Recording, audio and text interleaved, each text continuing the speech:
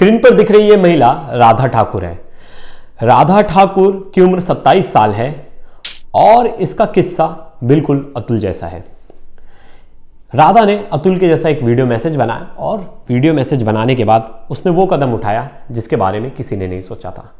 और कहानी बड़ी उससे रिलेटेड है और आज का समाज हमारा ऐसा बन गया है कि हम चीज़ें खुद से हैंडल नहीं कर पा रहे और हम ऐसे सिचुएशन में पड़ जा रहे हैं जहाँ से निकलना बड़ा मुश्किल हो जा रहा है। तो हम आसपास के, मैंने कहा था ना एक पिछली वीडियो में कि हमारे आसपास बहुत सारे अतुल जैसे लोग हैं और उसी तरह राधा भी थी और राधा की कहानी भी कुछ ऐसी है। तो लास्ट तक वीडियो ज़रूर देखिएगा, इसमें हम बताएंगे राधा की कहानी और राधा के साथ क्या हुआ। नमस्कार, मेरा नाम है प्रवेश पांडे और आप देख रहे हो क्राइम तक। तो बात करते हैं, ये स्टोरी है गुजरात के बनसकांठा से। और ये जो 27 साल की राधा ठाकुर है, इसकी कुछ साल पहले शादी हुई थी और लड़की अच्छी थी, मतलब फैमिली में भी अच्छा कनेक्शन था, मम्मी बहन सब साथ रहते थे। शादी के बाद थोड़ी सी लाइफ में उथल पुथल होने लगी, पति से बनने नहीं लगी और पति से ना बनने की वजह से उसने एक फ़ैसला किया कि मैं पति से अलग रहूँगी। फिर जो राधा है वो मान जाती है और अपने पति से अलग हो जाती है। फिर वो अपने बहन और अपनी माँ के साथ आ जाती है रहने के लिए पालमपुर में ये अब बोलती है कि अब पति से अलग हो गई हूँ, अब खुद को स्टेबल करने के लिए कोई ना कोई आपके पास जॉब बिजनेस कुछ तो होना चाहिए जिससे आपकी रोज़ी रोटी चल सके, जिससे आप पैसे अर्न कर सको, क्योंकि आपका खर्चा भी बहुत ज़्यादा होता है और थोड़ा बहुत तो डिपेंडेंसी होती है जब पार्टनर एक दूसरे के साथ रहते हैं। तो शादी के बाद ये डिपेंडेंसी, मतलब जब अलग हो गई तो ये डिपेंडेंसी ख़त्म हो गई। और लेकिन राधा ने अपने पति पे कोई केस नहीं किया था। राधा ने मतलब म्यूचुअली अपने पति से अलग होने का फ़ैसला ले लिया। अब ऐसे में होता क्या है, जब राधा अलग हो जाती है तो फिर अब बिज़नेस स्टार्ट करती है, तो वो ब्यूटी पार्लर का बिज़नेस शुरू करती है। ब्यूटी पार्लर का बिज़नेस शुरू करती है तो अच्छा खासा बिज़नेस धीरे धीरे चलना शुरू हो जाता है, लोग आते हैं, मतलब एरिया में भी नाम होता है क्योंकि मेहनती होती है राधा। लेकिन इस बीच में जब वो मेहनत करती रहती है तो देखिए लाइफ में हर चीज़ होती है, लेकिन एक हमारा कोई पार्टनर होता है और वो लव वंस होते हैं, तो वो उनका अगर हमारे जीवन में ना होना हमें कहीं ना कहीं खड़ता है कि यार वो प्यार देने वाला कोई नहीं। हाँ, और उस एज में एक पार्टनर की सपोर्ट ऐसा लगता है कि होना ज़रूरी है। तो कहीं ना कहीं राधा ठाकुर को ये बात खलती थी कि यार मेरे आसपास वैसा कोई नहीं जो मुझसे प्यार करे। देखिए माँ बाप भाई बहन तो होते हैं, लेकिन एक जो सपोर्ट होता है, जो पार्टनर से मिलना चाहिए, वो उस एज में इम्पॉर्टेंट होता है। तो वो कहीं ना कहीं मिसिंग था राधा ठाकुर की जीवन से।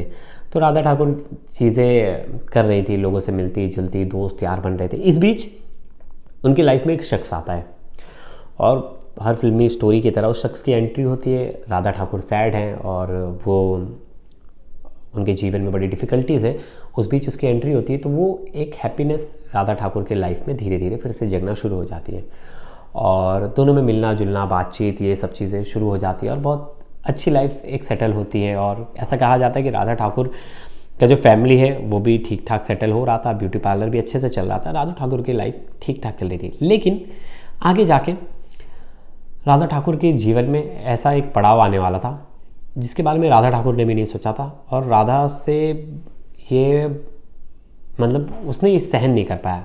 तो वो था क्या, अब एक वीडियो वायरल हुई है राधा ठाकुर की। राधा ठाकुर उसमें कह रही हैं कि मुझे माफ़ कर दो, मैं तुमसे बिना पूछे ये कदम उठा रही हूँ। दुखी मत हो, खुश रहना और शादी करना। अगर तुम खुश रहोगे तो मेरी आत्मा को शांति मिलेगी। ये राधा ठाकुर का आखिरी वीडियो था। लेकिन ये राधा ठाकुर ने ये वीडियो क्यों बनाया और उसके बाद राधा ठाकुर ने क्या कदम उठाया? राधा ठाकुर, अब कहा जा रहा है कि जिस शख्स के लिए उसने ये वीडियो बनाया था वो उनके बॉयफ्रेंड थे और उनसे बन नहीं रही थी। राधा ठाकुर ने ठीक ये वीडियो बनाने से कुछ टाइम पहले एक मैसेज भेजा था, अगर 7 बजे तक मेरी फ़ोटो तुमने मुझे ये फ़ोटो नहीं मिली तो फिर देखना क्या होगा। ये वार्निंग उस लड़के को, जिस लड़के के साथ रिलेशनशिप में थी, उससे देती हैं। अब वो भाई साहब कौन है किसी भी नहीं पता, राधा ठाकुर के घर वालों को नहीं पता, किसी को भी नहीं पता, ना उनकी बहन को पता है। अब आती है तारीख जो 2 दिन पहले का समय। फिर राधा ठाकुर की बहन जब जाती है उसके कमरे में तो देखती है कि राधा अब इस दुनिया में नहीं है और उसने अपनी जान खुद से ले ली है।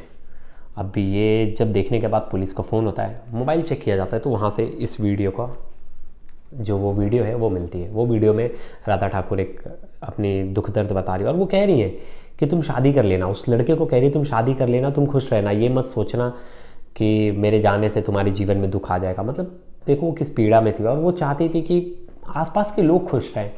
लेकिन राधा ठाकुर उस मेंटल डिप्रेशन और उस डिप्रेशन से गुजर रही थी जिसको सबने नज़रअंदाज कर दिया, जो उनके आसपास लोग थे। वो उसने एक लाइन कही कि मैं घर के झगड़ों से परेशान हो चुकी हूँ और अब नहीं समझ में आ रहा और तुम दूसरी शादी कर लेना। मतलब वो इतना ज़्यादा प्यार भी, एक तरफ गुस्सा एक तरफ प्यार। तो राधा ठाकुर, एक चीज़ तो पता चले कि राधा ठाकुर बहुत ही सॉफ्ट नेचर की व्यक्तित्व थी। मतलब एकदम एक कहा जाता है कमज़ोर दिल के इंसान की, मतलब उन्हें बहुत सारी बातें बुरी लग जाती है, उन्हें कोई बात ऐसी कह दो तो तुरंत ऑफेंड हो जाते हैं, मतलब मासूम दिल। तो वैसी थी राधा ठाकुर और राधा ठाकुर से सहा नहीं गया उनके लाइफ में जो झगड़े चल रहे थे और उनके बॉयफ्रेंड से जो उनकी अनबन हो रही थी वो उससे सह नहीं पाई उन्होंने। लेकिन कहीं भी अपने बॉयफ्रेंड को ब्लेम नहीं किया और उन्होंने ये खौफनाक कदम उठा लिया। वीडियो वायरल हो गया, अब हर जगह उस वीडियो की चर्चा है, सब लोग कह रहे हैं कि अतुल जैसा केस है, लेकिन अतुल जैसा नहीं, क्योंकि अतुल ने तो बहुत लोगों को जिम्मेदार भी ठहराया, लेकिन राधा ऐसी थी, राधा ने किसी को जिम्मेदार भी नहीं ठहराया। वो अपना दुख घुट घुट कर पी गई और उसने उस दुख को लोगों तक बांटा भी नहीं। ऐसा होता है कि हमारे आसपास चीज़ें चलती हैं। मैं बहुत सारे कपल्स को देखता हूँ आसपास, और आज का टाइम ऐसा है कि हम लोग एक पेशेंस लेवल की बड़ी कमी हो गई है। पेशेंस लेवल की जब कमी हो जाती है तो ईगो सेटिस्फैक्शन ना बहुत बढ़ जाता है।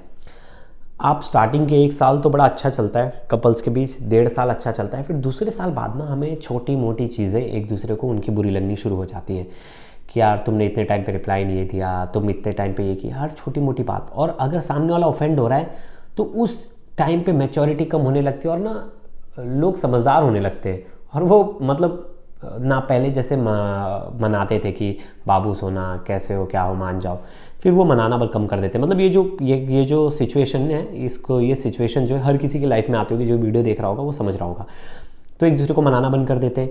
अब वो धीरे धीरे ईगो पे लेने लगते हैं, मैं क्यों बोलूँ, मैं क्यों बात करूँ, मैं क्यों करूँ। और वो छोटी छोटी फाइट्स ना स्टार्टिंग में उन्हें समझ में नहीं आती, लेकिन वो एक ऐसा विकराल रूप लेती हैं कि जिसके बाद सिचुएशन संभालना बड़ा मुश्किल हो जाता है। और पहले बड़ा पेशेंस लेवल बड़ा स्ट्रॉन्ग था पहले लोगों का। अब हमारी ज़िंदगी रील्स की जैसी हो गई है, 30 सेकंड्स में इंसान के इमोशंस बदल रहे हैं। वो स्क्रॉल कर रहे हैं रील, तो जैसे हर एक 30 सेकंड बाद एक अलग रील आ रहा है एक अलग कंसेप्ट के साथ, वैसी हमारे हम इंसान हैं उनके भी इमोशंस उसी तरह चेंज हो रहे हैं। पहले ऐसा कहा जाता था कि मतलब एक तबके कोई मूड स्विंग्स होता है, अब तो मुझे लग रहा है हर तबका मूड स्विंग का शिकार है, कोई भी कभी भी किसी का मूड बदल सकता है। तो राधा अपने जीवन की जो उसकी प्रॉब्लम थी उसने बता नहीं पाई, ना अपने बॉयफ्रेंड। अब क्या हो गया, जब राधा की डेड बॉडी मिली तो फिर पुलिस को कंप्लेंट की गई अज्ञात शख्स के खिलाफ कि जो इनकी बहन है उन्होंने आरोप लगाया कि इस शख्स की वजह से मेरी दीदी ने ये कदम उठाया। लेकिन सवाल ये है कि दीदी ने तो कहा है कि मेरे घर वालों से भी घर के झगड़ों से मैं तंग आ चुकी हूँ। दीदी पहले से परेशान थी, पहली शादी के बाद उनका उनसे अलग होना, फिर एक जीवन में एक नया लड़के का एंट्री लेना, प्यार करने की दोबारा हिम्मत जुटाई राधा ने। लेकिन उस प्यार का अंजाम ये हुआ कि राधा ने हार मान ली और फिर उसने ऐसा कदम उठाया कि जिसके बारे में कोई नहीं सोचा था। तो हमारे आसपास ऐसी बहुत सारी राधा हैं, ऐसे बहुत सारे अतुल हैं। तो मेरा तो एक ये मानना है कि हम अवेयर करें और हम आसपास यार टाइम निकाल के 2 मिनट पूछें अपने दोस्तों को, उनकी प्रॉब्लम जाने, क्योंकि हर इंसान आज के टाइम पे कहीं ना कहीं मेंटल डिप्रेशन का शिकार है और लोग इसे बड़ा हल्का लेते हैं। लेकिन आदमी कहीं ना कहीं अंदर ही अंदर घुट रहा है, वो अपनी चीज़ें बता नहीं पा रहा है। औरत कहीं ना कहीं अंदर ही अंदर घुट रही है, वो अपनी चीज़ें बता नहीं पा रही है।